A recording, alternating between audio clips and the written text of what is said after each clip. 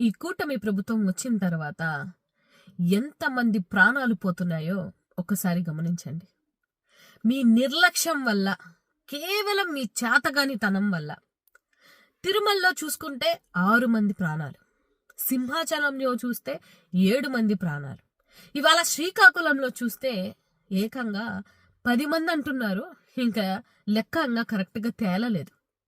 అంటే కేవలం మానవ తప్పిదాల వల్ల దైవ దర్శనం కోసం వెళ్తే ఏకంగా దేవుడి దగ్గరికే పంపిస్తున్నటువంటి మీ చాతగానితనానికి ఎవరిని నిందించాలి మీరు చెప్పండి. అడిగితే అన్నామంటారు.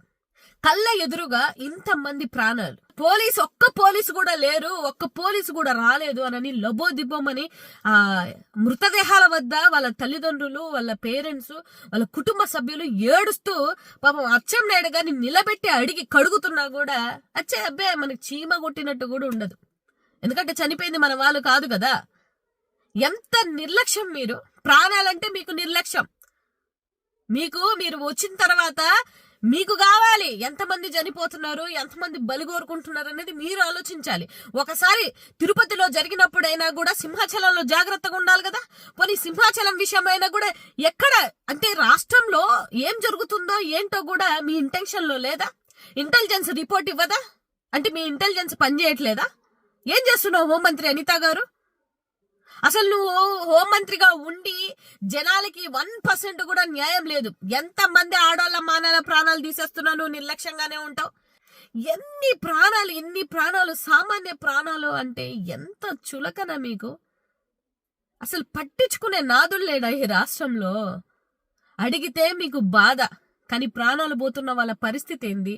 తల్లి అందరినీ కోరుకుంటున్నా, దైవ దర్శనాలకు వెళ్ళిన వాళ్ళు చాలా జాగ్రత్తగా వెళ్ళండి.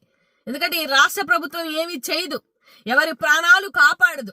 సినిమా చూసినట్టు చూస్తారు, 2 రోజులు 3 రోజులు మాట్లాడతారు, అంతే అయిపోయింది. ఇవాళ ఈ రాష్ట్ర ప్రభుత్వంలో ప్రాణాలు కాపాడడం దేవుడెరుగు. అట్లీస్ట్ మనుషుల చావులకి కూడా విలువ ఇవ్వలేనటువంటి ప్రభుత్వంలో ఇవాళ మనం ఉన్నామని గుర్తించుకొని నిజంగా చాలా బాధాకరమైనటువంటి విషయం.